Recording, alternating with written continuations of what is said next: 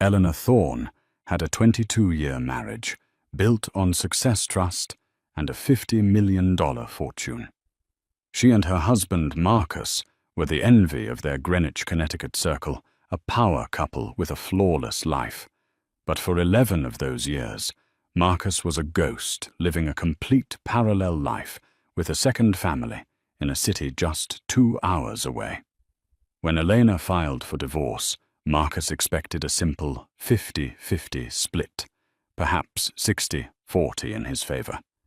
He didn't know his wife wasn't just grieving, she was investigating, and the revenge she planned for the final asset mediation wasn't just about money. It was a cold, calculated annihilation that would leave everyone, especially his high-priced lawyers, utterly speechless. The Thorne estate in Greenwich wasn't just a house.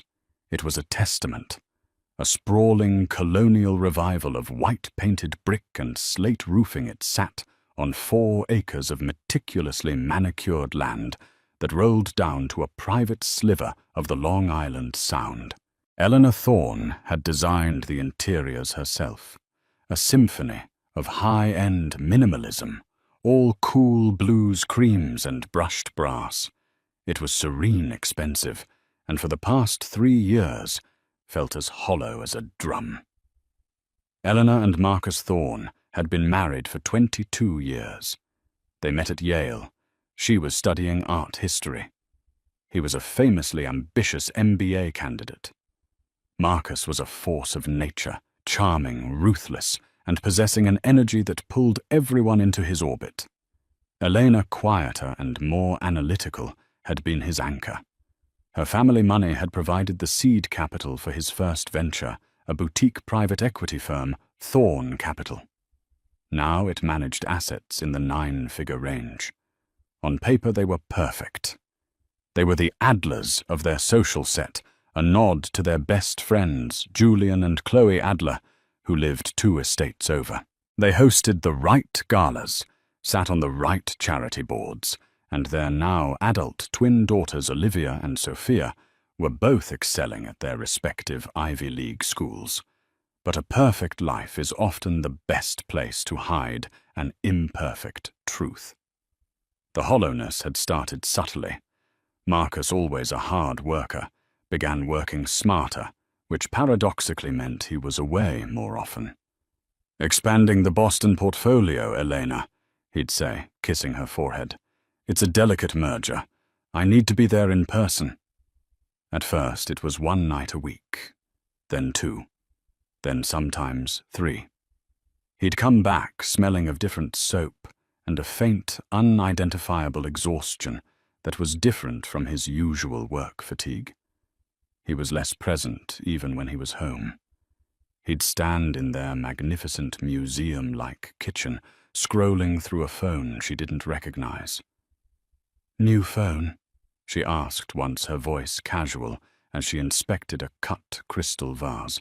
"Just for the Boston clients?" he'd replied, not looking up. "International numbers. Easier to keep it separate." Elena, who had co-managed their finances for 2 decades, who prided herself on her attention to detail, chose to believe him. To question it felt like pulling a thread that might unravel the entire tapestry of their life. She was 48. Their daughters were grown. This was supposed to be their time, the golden years before true retirement. The alternative, the one that whispered in her ear at 3 a.m., was simply too catastrophic to entertain. She focused instead on his company. Marcus had always been the face, but Elena had been the spine. She sat on the board, and while she'd stepped back from daily operations, she still reviewed all major expenditures and quarterly reports. Lately, she'd felt a prickle of unease there too. A new LLC had appeared on the books, Apex Property Group. It was listed as a holding company for a new commercial acquisition in Boston's Seaport District, but the numbers felt off. The capital outflows to Apex were substantial, yet the incoming revenue from the property was anemic, barely covering the debt service. "It's a long-term play, darling. Marcus had said, waving his hand dismissively when she'd brought it up. "We're renovating 2 floors. Pre-lease agreements are still in negotiation. Don't worry your pretty head about it. It's handled. Don't worry your pretty head." The phrase, once a term of endearment, now landed like a small, sharp slap. Elena poured herself a glass of Sancerre, the wine cold against her hand. She stood at the massive bay window, overlooking the Sound. The water was grey and choppy, matching her mood. She wasn't worried about the money. They had more than enough. She was worried about the secrecy. Marcus had never shielded her from a deal before. He'd always valued her insight, her ability to see the structural flaws he in his bullish optimism often missed. This new behavior, the separate phone, the delicate Boston merger, the dismissiveness, it wasn't just a husband pulling away. It felt like a businessman hiding a bad bet. And so Elena Thorne did something she had never done in her 22-year marriage. She decided to investigate her husband. But her target wasn't a mistress. It was his balance sheet. She wasn't hiring a private detective to catch a cheater. She was hiring a forensic accountant to find a financial hole. She picked up her phone and dialed the number for a man she'd been researching for a week, a quiet, terrifyingly thorough investigator named Thomas Harrison. "Mr. Harrison," she said, her voice steady and cool. "My name is Eleanor Thorne. I believe my husband is being defrauded by his new business partners. I need you to find out who is really behind Apex Property Group." It was a lie, of course. She suspected Marcus was behind it. But it was the first step. And as she hung up the phone, the setting sun glinted off the brass hardware in her perfect kitchen, making it look for a moment like the bars of a beautiful gilded cage. Thomas Harrison was not the kind of man you found in the Yellow Pages. He was a former SEC investigator who now ran a one-man corporate risk assessment firm from a nondescript office in Stamford. He was expensive, discreet, and pathologically thorough. He didn't find smoke. He found the match, the accelerant, and the fingerprint on the empty gas can. Elena met him in a private room at the Greenwich Country Club. He was a man of medium height, medium build, dressed in a forgettable grey suit. He listened, his eyes unblinking, as Elena laid out her concerns. "Apex Property Group," she explained, pushing a file across the table. "It's a drain. The cash flow is all one way out. Marcus claims it's a renovation, but the outflows aren't going to contractors. They're going into a secondary holding company, Seaport Holdings, and from there, it's a black box." "You suspect your husband is being embezzled?" Harrison asked, his voice flat. "I suspect," Elena said, choosing her words with precision, "that the financials are being deliberately obscured. I want to know who is on the other end of those payments. Who is Seaport Holdings?" "Understood," Harrison said. He closed the file. "I'll start with the public filings for Apex. I'll trace the incorporation of Seaport. I'll need a retainer and your complete discretion. You cannot mention this to your husband. If he is being defrauded, you'll tip him off to warn his partners. If he is the one—" Harrison let the sentence hang. "I understand," Elena said, her stomach tightening. "Do whatever is necessary." For 2 weeks, Elena lived on a knife's edge. She played the part of the supportive, semi-detached wife. She hosted a dinner party for Julian and Chloe Adler, smiling as Chloe lamented the rising cost of equestrian care.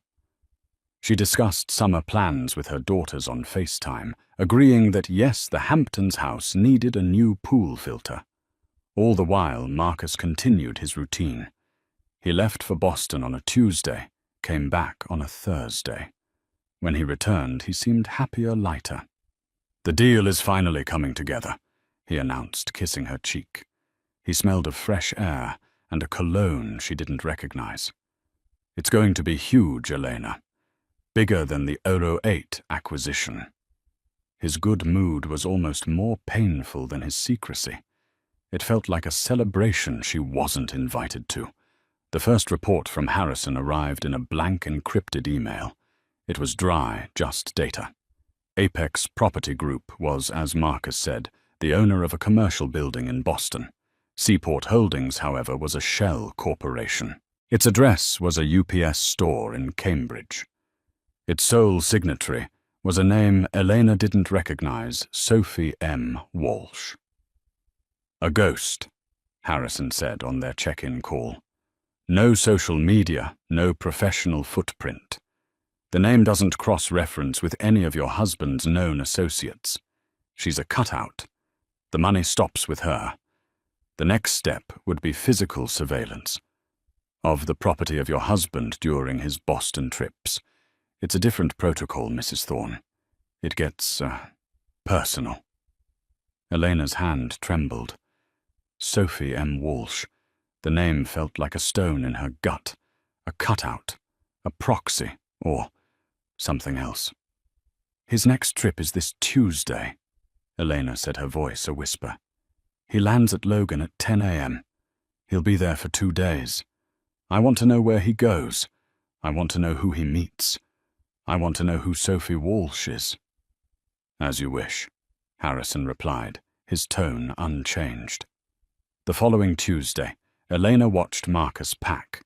He folded his suits with care, whistling a tune from a jazz station. "Big meeting today?" she asked, leaning against the doorframe of their vast walk-in closet. "The biggest," he said, zipping his Toomey bag. "Finalizing the tenant agreements. If this lands, we'll be the talk of the town." He smiled, and for a second he was the same man she'd fallen in love with. "Wish me luck." "Good luck, Marcus," she said, forcing a smile. The moment his car cleared the long gravel driveway, Elena's composure shattered. She sat on their perfectly made bed, the 800 thread count sheets suddenly feeling like sandpaper. The waiting was a physical torment. Harrison didn't call. He worked. On Thursday evening, an hour before Marcus was due home, the email arrived. The subject line was simply, "Update TH." It was not a financial report. It was a single password-protected PDF. Elena's fingers fumbled as she typed the code they had agreed upon. The document opened. It wasn't spreadsheets or bank records. It was a surveillance report, complete with photographs. The first photo was of Marcus exiting a terminal at Logan Airport. The second was of him getting into a black Uber.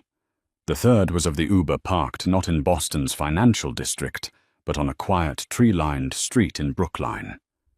The fourth photo was of Marcus, bag in hand, walking up to a charming brownstone. The fifth photo made the world stop. He was on the steps of the brownstone, and he was kissing a woman. Not a peck on the cheek. A deep, lingering kiss. A welcome-home kiss. The woman was attractive with dark, curly hair, maybe in her late 30s. Elena scrolled down, her breath caught in her throat. The next photo was taken an hour later from a distance. It was Marcus, the woman, and a young boy, perhaps 9 or 10 years old, walking down the street. They were laughing. Marcus had his arm around the woman, and his other hand was on the boy's shoulder. They looked for all the world like a family. Harrison's text was clinical. Subject Marcus Thorne. Arrived 10:15 a.m. Traveled to 142 Amory Street, Brookline. Property is a residential condominium. Primary associate female identified as Sophie M. Walsh. Age 39. Registered owner of the property, purchased 11 years ago. Minor male, identified as Leo Walsh. Age 10. Enrolled at the Park School. Marcus Thorne is listed on school emergency contact forms. Summary. Subject did not visit the Apex property building. He spent 48 hours at the Amory Street residence. Attached are financials. The property at 142 Amory Street was purchased via a trust linked to the Seaport Holdings LLC. School tuition for Leo Walsh has been paid for 5 years from the same account. Please advise on next steps. Elena stared at the screen. The room was spinning. The words blurred. 11 years. Age 10. Marcus Thorne is listed on school emergency contact forms. It wasn't a bad business deal. It wasn't an embezzlement partner. It was a second life. A second home. A second woman.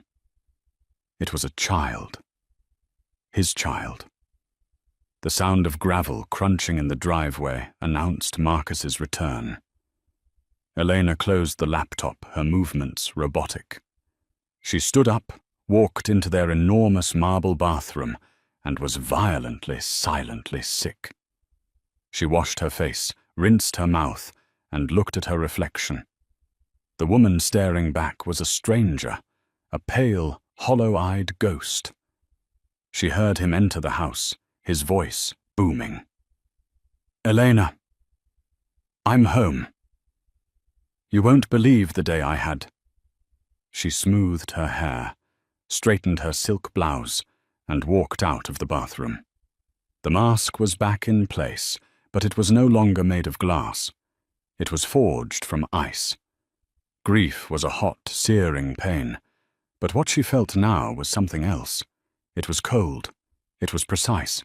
It was the chilling, calculating calm of total, absolute rage.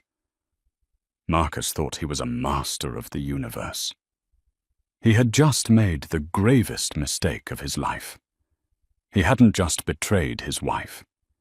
He had betrayed his business partner. And this partner was about to liquidate his entire world. For 1 month, Elena Thorne lived a life of staggering duplicity. She was the perfect wife, the perfect hostess, and in secret, the perfect executioner. She smiled at Marcus's jokes, feigned interest in his Boston deal, and even slept beside him in their sprawling, king-sized bed. Her body rigid with a disgust so profound it felt like a physical illness. Every Boston trip he took was now a fresh stab of betrayal. But it was also a window of opportunity. The moment his car left her war room assembled, she didn't just have Thomas Harrison anymore. She had Diana Vane. Diana was the most feared divorce attorney in New York, a woman known for eviscerating her word hubristic husbands. She was a shark in a $5,000 Armani suit, and when Elena laid out the file, the photos the LLC's. The 11 years of diverted funds. Diana's smile was thin and dangerous. "Oh, he didn't just cheat Mrs. Thorne," Diana said, tapping a red-lacquered nail on the photo of Marcus and Leo. "He stole. This is fraud. Commingling of marital assets, fraudulent conveyance. This is a feast. He didn't just give you a reason for divorce. He gave you the weapon, the ammunition, and the target." "I don't just want a divorce, Diana," Elena said, her voice low. "I want to dismantle him. He used our money, the company I helped build, to fund a lie. He put our entire estate at risk with his recklessness. Then we don't file on grounds of infidelity." Diana said, her eyes gleaming. "That's messy and emotional. We file on financial malfeasance. We go after the company. We prove he used corporate assets for personal gain, voiding his share of the partnership agreement. We argue that Thorne Capital is in fact insolvent due to his liabilities, namely 11 years of child support and damages he owes this Sophie Walsh." Elena paused. "What about her, Sophie Walsh? Who is she? A willing participant?" "Unlikely," Diana mused. Men like Marcus don't build this kind of elaborate lie with a partner. They build it around them. He's likely told her a completely different story. She probably thinks you are the distant ex-wife or a business partner from a lavender marriage. She is as much a victim as you are. A new daring and terrifying idea began to form in Eleanor's mind. Find her, Diana. Not through Harrison. I want you to find her. I want to know her story. Does she have a lawyer? She will, Diana said. But you want to talk to her. I want to meet her, Elena said. If he's built a cage for her too, I want to hand her the key. It took Diana's team 3 days. Sophie Walsh was not a ghost. She was just private. She was a former art curator who had left her job at a Boston gallery 10 years ago, just after her son Leo was born. She lived a quiet, upper-middle-class life, funded entirely by the investment returns from a trust Marcus had set up for her, the trust Elena knew that was just a pipeline from Thorn Capital's operating account. Elena scheduled her own trip to Boston. She told Marcus she was visiting an old college roommate in Beacon Hill. He thought it was a wonderful idea. Take my driver, he'd offered. No, she'd said, I'll take the train. I want the quiet time. The meeting was set at a neutral location, the private library of the Boston Athenaeum. Elena arrived first. The scent of old books and lemon oil polish a stark contrast to the acid in her stomach. Sophie Walsh entered at 2 p.m. sharp. She was softer than she looked in the surveillance photos, with kind, intelligent eyes that were etched with a deep, consuming anxiety. She clutched her handbag as if it were a life raft. She clearly had no idea why a high-powered New York lawyer had requested an urgent financial consultation. Elena stood up. Ms. Walsh, thank you for coming. I am Eleanor Thorne. Sophie's face registered nothing. The name meant nothing to her. She smiled politely. It's a pleasure to meet you. Your lawyer was very mysterious. How can I help you? Elena didn't sit. She walked to the window overlooking the granary burying ground. This is going to be difficult, Ms. Walsh, so I will be direct. We have a man in common. Sophie's polite smile faltered. I don't understand. Marcus Thorne, Elena said. Sophie's confusion deepened. Marcus? How do you know Marcus? I've known him for 25 years, Elena said, turning to face her. I am his wife. The color drained from Sophie's face. She visibly swayed, grabbing the back of a leather chair. No, that's not possible. His wife, Elena, she died years ago. A car accident. He told me. The air left Elena's lungs. It wasn't a car accident. It was a character assassination. He hadn't just hidden her. He had killed her. He lied, Elena said, her voice surprisingly gentle. I am very much alive. We have been married for 22 years. We have 2 daughters. We live in Greenwich, Connecticut. Sophie sank into the chair, her hands covering her mouth. The sound she made was a strangled sob of pure, undiluted horror. No. We've been together for 12 years. He's Leo's father. I know, Elena said. She sat opposite her. I have the school enrollment forms. I have the wire transfers from my husband's company that pay your mortgage and Leo's tuition, the company we own together. Sophie looked up, her eyes wide with terror and dawning realization. The trust. He said it was from his family's inheritance. He said his parents left it for him. But he couldn't touch the principal. Oh my God. He told me. He said we couldn't get married until his business was disentangled from his first wife's dead estate. That it was complicated. It is complicated, Elena agreed, but not in the way he told you. For the next hour, the two women, the wife and the mistress, the society queen, and the secret family, pieced together the staggering architecture of Marcus's deceit. He had used Elena's money and name to build his business, and he had used that business to fund a fantasy life with Sophie. He had 2 homes, 2 calendars, 2 lives running in perfect, monstrous parallel. Sophie's grief was raw and explosive. He's a monster, a sociopath. He read Leo bedtime stories last night. He helped him with his science project. How? Elena's grief, by contrast, had crystallized into something much harder. He's a narcissist, Sophie, and he's a thief. He stole your life, your chance at a real relationship, and he stole my money and my trust to do it. Sophie's tears began to subside, replaced by the same cold fire Elena felt. What do you want from me? You're going to sue him. You're going to expose him. We are, Elena said. Sophie blinked.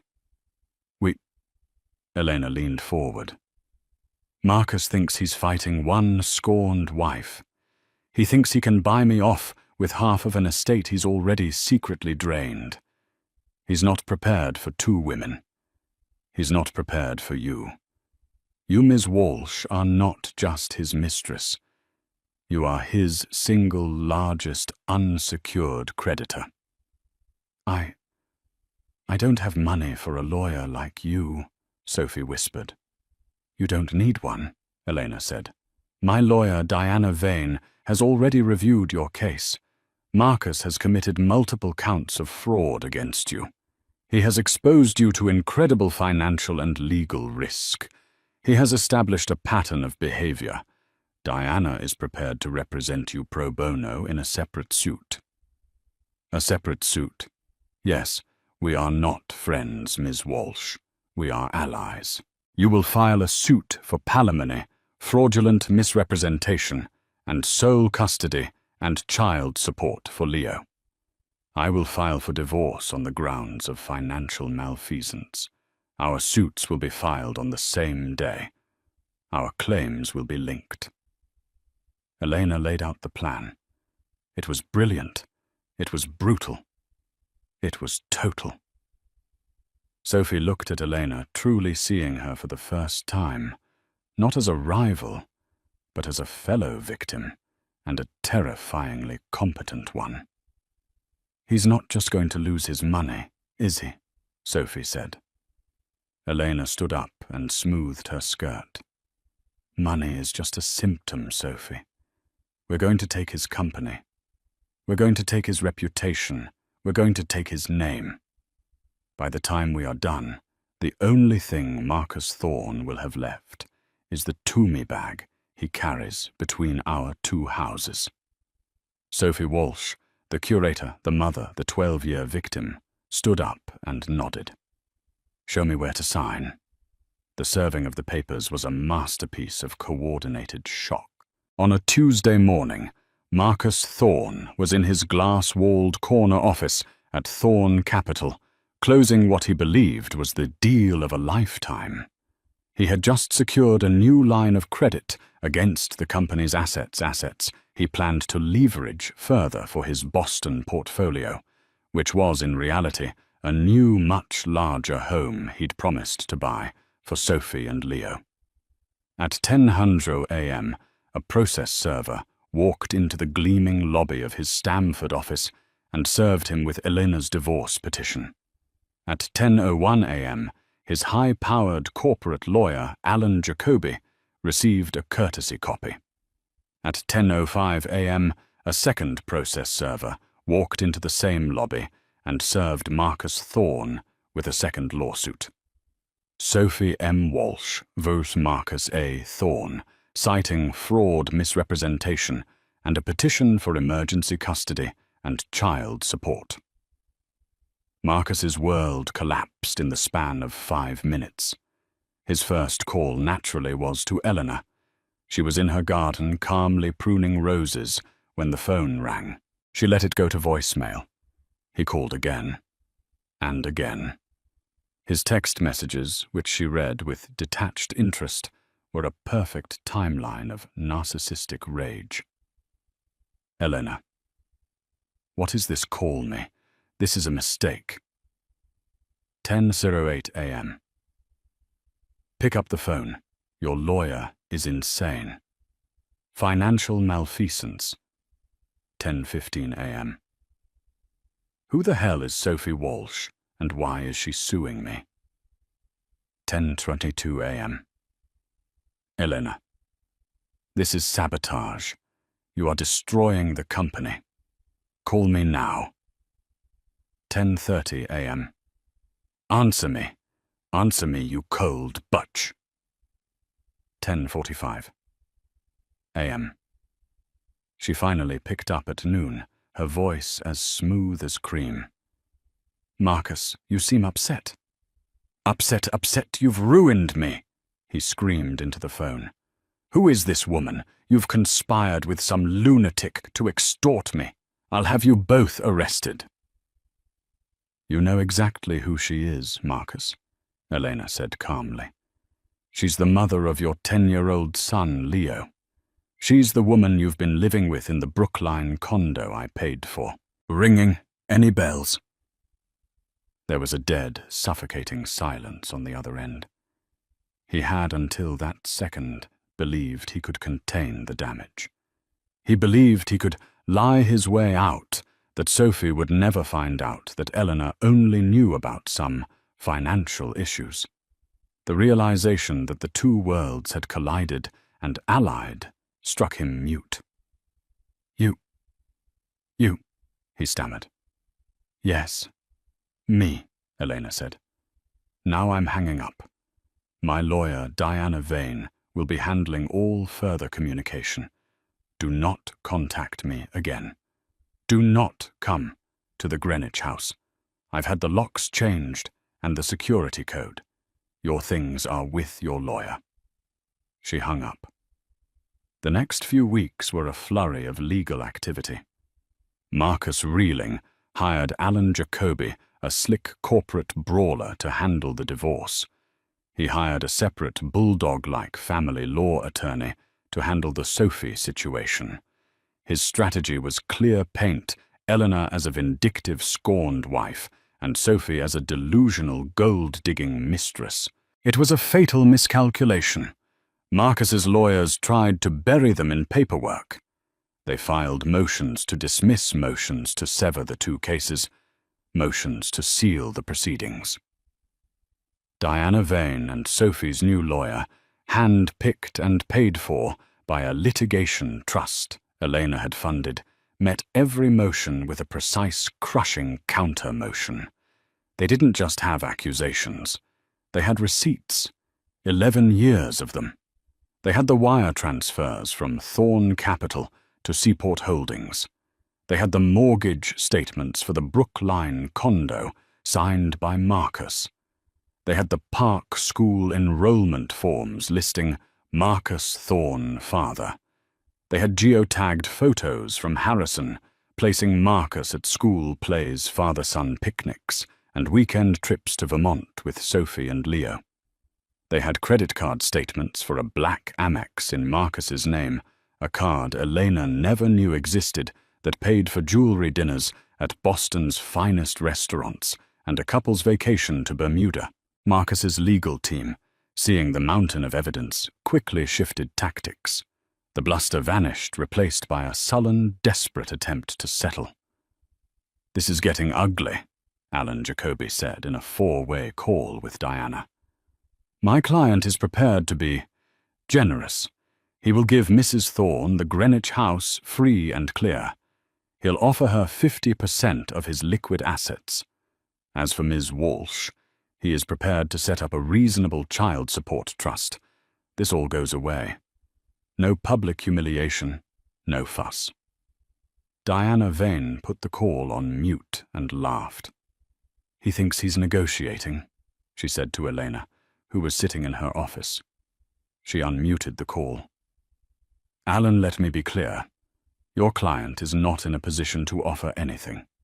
He is a man facing at least 2 civil fraud suits, and if we're feeling ambitious, a RACO complaint.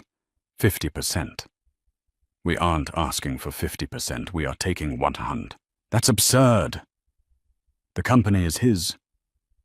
His name is on the door, and his mistress is on the payroll funded by fraudulent conveyances, which by my reading of the corporate charter, Mrs. Thorne helped write voids his partnership stake entirely.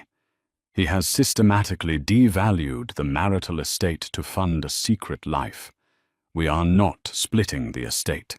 We are reclaiming stolen property. The Greenwich house is already hers. The company is hers. The Hamptons house is hers. And my client, Jacoby sputtered. What does he get? He gets to keep his frequent flyer miles, Diana said. And he gets to negotiate with Ms. Walsh for visitation, which, given his pattern of deceit, we will be recommending be supervised. My client will see you at the mediation. Have a nice day." She hung up the click, echoing in the silent room. Elena felt a grim satisfaction, but the trap wasn't fully sprung. The mediation was the final piece. Marcus still believed he had leverage. He believed Elena was bluffing, that she wouldn't dare destroy the company she relied on for her own lifestyle. "He's an arrogant fool," Elena told Diana. "He thinks I'm like him. He thinks I'm motivated by greed.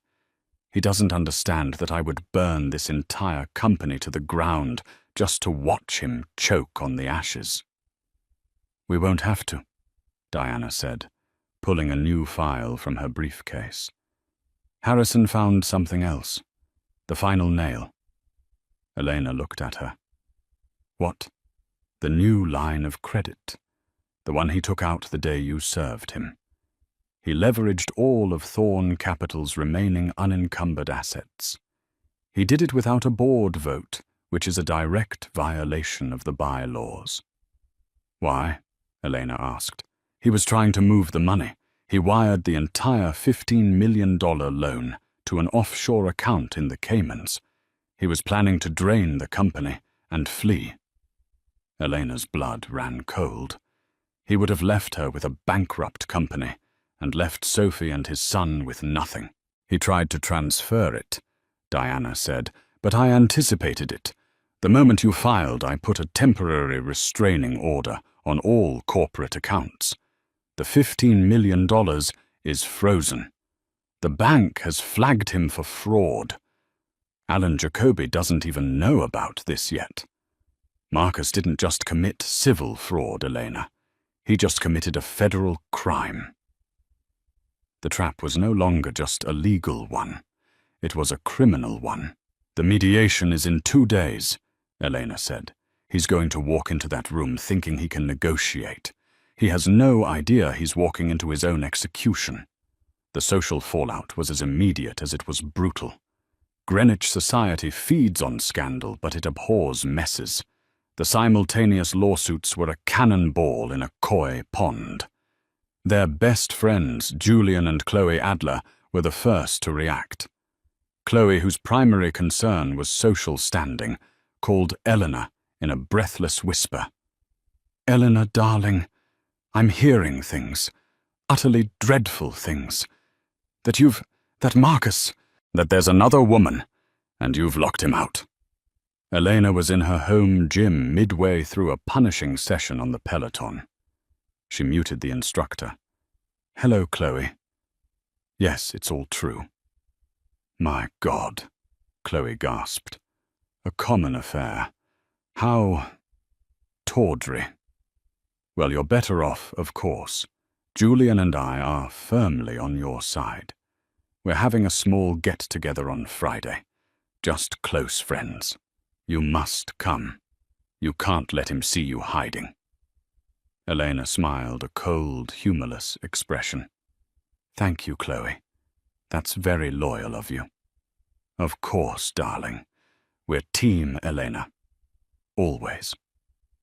2 days later, Elena saw Julian Adler's car parked outside Alan Jacoby's law office. And that night at the supportive dinner party, Julian, after 2 martinis, put his hand on Elena's arm. "Elena," he said, his voice thick with false sincerity. "I've spoken to Marcus. He's a broken man, utterly destroyed. He made a terrible mistake, yes. But this legal war, it's going to destroy the company. Our company." Elena's eyes sharpened. Julian wasn't just a friend. He was a significant minority investor in Thorn Capital. "What are you saying, Julian?" "I'm saying," he leaned in, "that you're cutting off your nose to spite your face. You're the one who's going to end up with 50% of nothing. Jacoby says Marcus is willing to give you 60% of the liquid assets and the house if you drop this financial malfeasance claim and let him keep the company. It's a good deal, Elena. Take the win. Don't let your emotions and that barracuda lawyer of yours cloud your judgment." The betrayal was so blatant, so self-serving, it was almost comical. He wasn't Team Elena. He was Team Julian's investment. He was Marcus's little messenger, sent to pressure her into taking a deal that would save Marcus and Julian's portfolio from ruin. Elena slowly removed his hand from her arm. "Julian," she said, her voice dropping to a confidential whisper that made him lean in closer. "Thank you for your concern. It means so much." She smiled, a brilliant, dazzling smile. "You tell Marcus his offer is intriguing. You tell him I'm tired of fighting. I'm exhausted. I just want this to be over. I'll consider it." Julian beamed, believing he had succeeded. "That's my girl. I knew you'd see reason." Elena watched him walk away, preening back to Chloe. She picked up her clutch, walked out of the Adler's house without saying goodbye, and got into her car. The mask was cracking.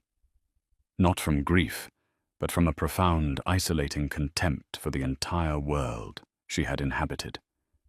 They were all vultures dressed in designer clothes. She drove not home, but to the Stamford offices of Diana Vane. It was 10 p.m. Diana was still there. "They're panicking," Elena said, throwing her Chanel bag onto a chair. "Marcus sent Julian Adler to me tonight. They're trying to get me to back down. They're offering 60%. Diana looked up from a mountain of paperwork. "He's desperate. The TRO on that $15 million loan is killing him. The bank is calling his loan, and he can't access the money he stole to pay it. He's trapped. He's trying to put our friendship against me," Elena spat. "He thinks I'm a weak, emotional woman who will just fold." "Then let's use that," Diana said, a slow smile spreading. "You considered his offer. Now you counter. You'll agree to the mediation. You'll agree to discuss a settlement. You'll seem reasonable. You will walk into that room tomorrow looking like the broken, tired wife who just wants out." "And then?" Elena asked.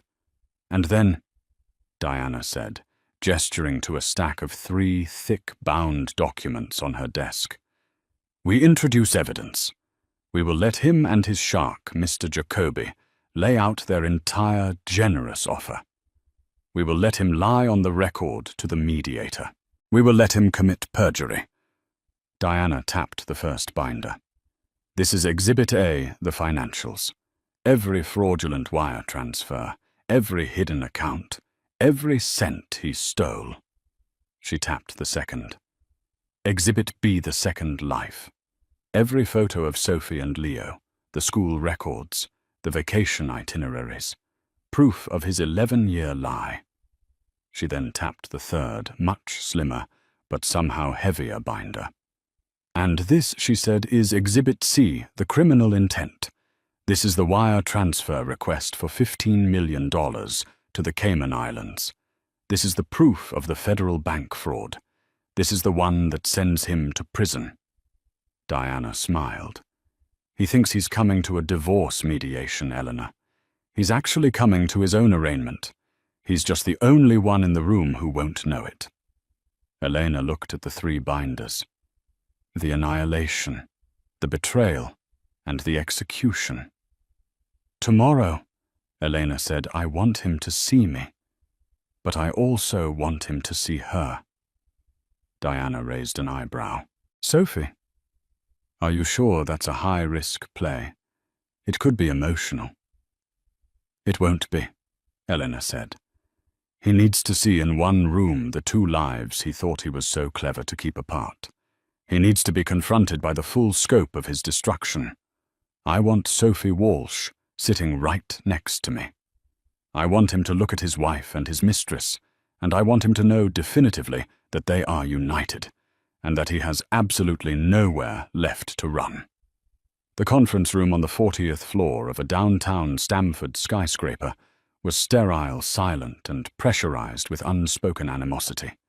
A massive, polished mahogany table reflected the grey, overcast sky. Marcus Thorne and his lawyer, Alan Jacoby, were already seated. Marcus looked terrible. He was pale, his suit hung loosely on him, and his usual charismatic swagger was replaced by a sullen, twitchy energy. He was a man drowning in debt and facing a public relations nightmare. But he was still arrogant. He still believed he held the cards. He believed Elena was at her core a socialite who would fold to avoid a public, messy trial. He believed Julian Adler had talked sense into her. The plan was simple. Jacoby would offer the generous 60-40 split. Marcus would offer a mea culpa about his mistake, Sophie, and a reasonable trust for the child, Leo. They would strong-arm Elena, paint her lawyer as a greedy shark, and settle this before the frozen $15 million loan defaulted and the bank came for him. The door opened. Elena Thorne walked in.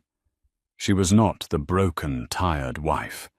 She was a vision of cold power. She wore a severe, dark navy sheath dress, her hair pulled back in a sleek chignon. She looked like a CEO arriving for a hostile takeover. With her was Diana Vane carrying a briefcase, and right behind her, walking with a straight-backed, nervous but resolute dignity, was Sophie Walsh. Marcus Thorne's jaw literally dropped. He half rose from his chair. What is she doing here? This is a private mediation."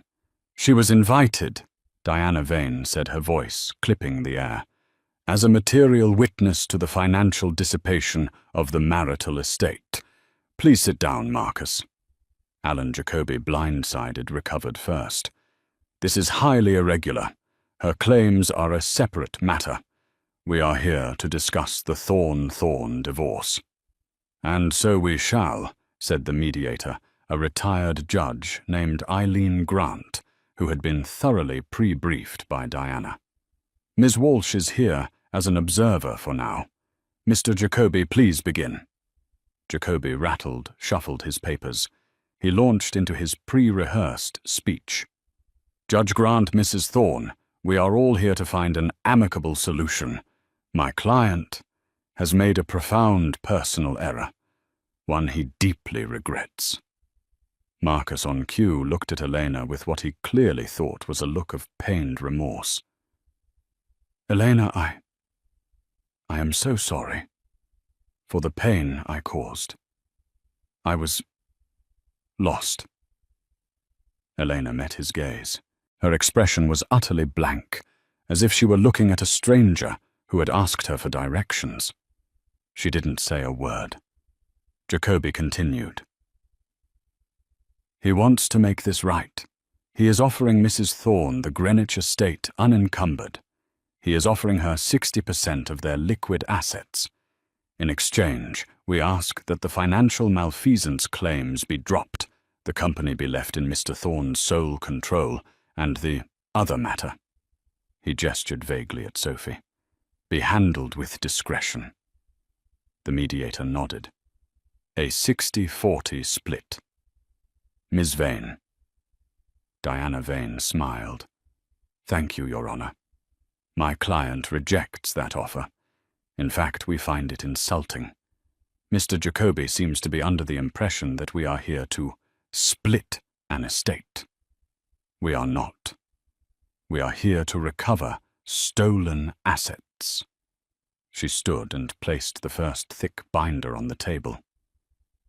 Exhibit A, the financials. This details years of fraudulent transfers from Thorne Capital, a marital asset, to a shell corporation, Seaport Holdings. The total sum with interest is $14.2 million. This money was used to purchase a $3 million condo in Brookline, pay for 11 years of living expenses, and fund a decade of tuition at the Park School. Jacoby paled. Those were investments, the Boston portfolio. "Oh," Diana said, opening the second binder. Exhibit B, the Boston portfolio. This is a photo of the portfolio. His name is Leo Walsh. He is 10 years old. She slid a photo across the table. It was Marcus, Sophie, and Leo at Leo's 10th birthday party, blowing out candles on a cake. Marcus was smiling, wearing a world's best dad party hat. Marcus slammed his hand on the table. "This is a disgrace. You will not drag my son into this." Sophie Walsh spoke for the first time, her voice shaking, but clear.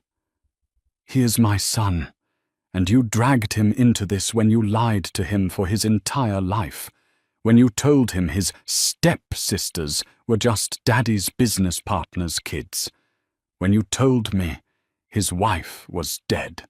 Jacoby's head snapped toward his client. "You told her what?"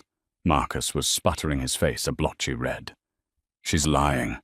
She's a delusional gold digger." "Am I?" Sophie shot back. "Then what about the Bermuda trip, Marcus, the one you told Elena was a banking conference in Zurich, or the diamond necklace you bought me for our anniversary, the one you put on the corporate card as client entertainment?" "This is irrelevant," Jacoby shouted. "His personal life is not—" "It is relevant," Diana Vane cut in, "when he used marital assets to fund it. Which brings us to our demand. We are not asking for 60%. We are taking 90%. Mrs. Thorne will take the Greenwich house, the Hamptons house, and 100% of Thorne Capital." Jacoby burst out laughing, a desperate, hysterical laugh. "You can't be serious. You'll get 50% and you'll be lucky. If you push this, we'll drag this out for years. We'll countersue for defamation. You'll do nothing," Diana said, her voice dropping. She placed the third, slimmer binder on the table. "Because if you do not accept our offer in the next 10 minutes, I will pick up my phone and I will call the U.S. Attorney's Office. Exhibit C, criminal intent." She opened it. "This, Mr. Jacoby, is a copy of a wire transfer request for $15 million, signed by your client, routed to an account in the Cayman Islands. It was an attempt to fraudulently liquidate the company's primary asset, a loan he took out without a board vote to evade his creditors, namely my clients. This isn't just a messy divorce, gentlemen. This is bank fraud. This is racketeering. This is a 10 to 20-year prison sentence." The room went utterly silent. Alan Jacoby stared at the wire transfer request. He looked at Marcus. You idiot!" Marcus Thorne finally broke. The arrogance, the bluster, the charm, it all evaporated. He slumped in his chair, a hollowed-out man. He was trapped. He was in a word finished. What do you want?" he whispered, looking at Elena. Elena Thorne leaned forward for the first time, her eyes boring into his. "I want you to admit it. On the record. All of it." "Elena, please, say it. Say I stole the money. Say I lied to Sophie. Say I have a son named Leo. Say I tried to flee the country. He looked at his lawyer, who just stared blankly at the table, his own career flashing before his eyes. "Say it, Marcus," Elena commanded. And in a small, pathetic voice, Marcus Thorne, the titan of private equity, the master of the universe, confessed. "I stole the money. I lied. I have a son. I tried to move the funds." Elena leaned back, a small, cold sigh of satisfaction. "Good. Now you will sign. You will sign over 100% of your shares in Thorne Capital to me. You will sign over the houses. You will sign over your retirement accounts. In exchange, Mrs. Thorne and Ms. Walsh will agree not to press criminal charges." "I'll have nothing," Marcus whispered, tears of self-pity welling in his eyes. "You'll have your freedom," Diana Vane countered, "which is more than you deserve. And Ms. Walsh's suit. You will sign over the Brookline condo to her free and clear, and you will agree to the child support terms her lawyer has drafted, which will be funded by the personal accounts you thought you'd hidden." It wasn't a mediation. It was a surrender. Marcus cornered and broken signed every single document. He signed away his company, his homes, his money, and his past. The true revenge, Elena realized, wasn't just in taking his money. It was in the way she did it. She had used his own arrogance, his own lies, and his own greed as the weapons. She hadn't just divorced him. She had forensically, systematically, and legally erased him. The shockwave from that mediation room was immediate. Marcus Thorne was out. The company name was changed within a week. Thorne Capital became Apex Holdings, a quiet nod to the very lie that had started it all, now reclaimed by Eleanor. Julian and Chloe Adler, upon hearing that Marcus was not only broke but had been criminally compromised, distanced themselves so fast it was comical. Chloe sent Elena a 3-tiered flower arrangement with a card that read, "We always knew he was no good for you. We stand with you, darling." Eleanor had her assistant donate it to a nursing home. Marcus's ruin was total. He was a social and financial pariah. Stripped of his company and his homes, he was left with a leased Audi, a mountain of personal legal debt, and a reputation so toxic he couldn't get a meeting with a dog walker. He was last seen moving into a small, furnished apartment in White Plains, paid for by what was left of a trust fund from his parents. His relationship with Sophie and Leo was even more devastating. The court, based on his pattern of fraudulent deceit, granted Sophie's request. Marcus was allowed to see his son, but only on supervised visits at a state-approved facility. Leo, confused and hurt, refused to see him. The world's best dad had been exposed as a phantom. Elena's life, by contrast, was remade. She didn't burn the company down. She ran it. She stepped in as CEO of Apex Holdings, liquidating the toxic assets Marcus had acquired, stabilizing the portfolio, and reassuring her investors minus Julian Adler, whom she'd bought out at a humiliatingly low price.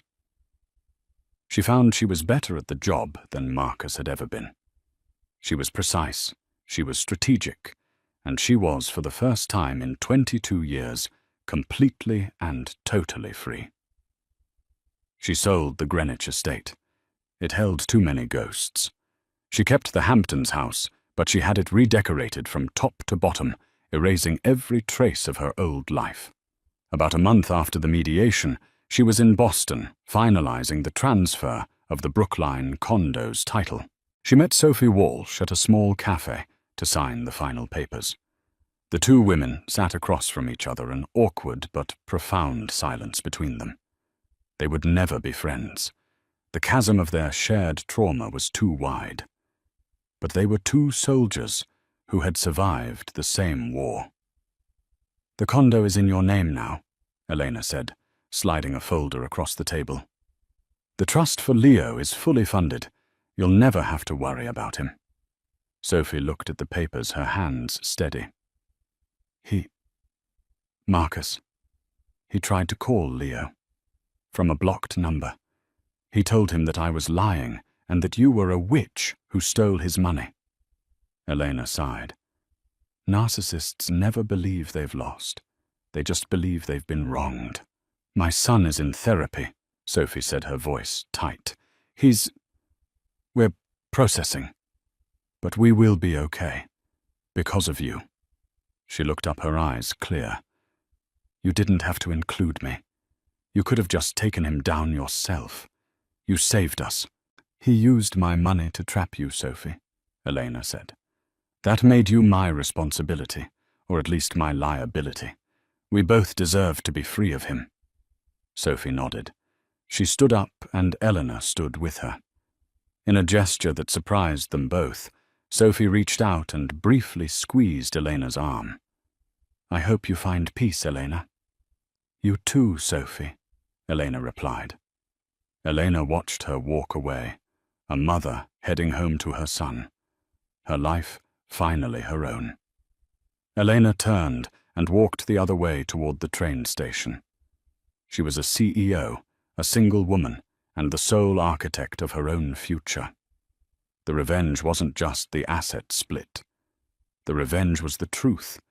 It was the fact that Marcus Thorne's whole life had been a house of cards, and Eleanor had simply calmly, with the help of another woman he'd underestimated, pulled the one card that made it all fall down. She didn't just shock everyone. She had shocked herself. She had found in the ruins of her perfect marriage a strength she never knew she possessed. And it was worth more than $20 million. In the end, Marcus Thorne's greatest mistake wasn't just the betrayal. It was underestimating the two women he betrayed. Elena's story is a chilling reminder that the quietest person in the room is often the most dangerous one to cross. She didn't just walk away with her share. She reclaimed her life by exposing every last lie, piece by piece, and forming an alliance he never saw coming. What do you think of Elena's ultimate revenge? Was it pure, cold justice, or was it a step too far? And what about her alliance with Sophie? Let us know your thoughts in the comments below.